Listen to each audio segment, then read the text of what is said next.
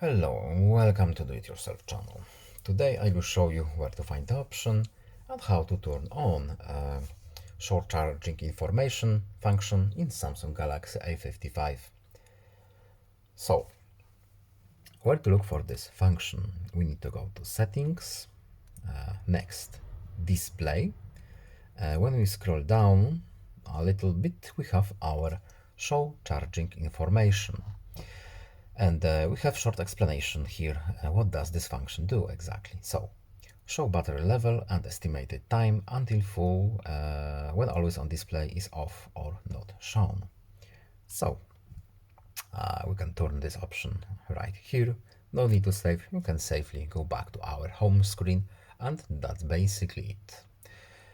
So I hope this video was helpful to you. Please leave a like and subscribe. Have a nice day and see you in the next video. Goodbye.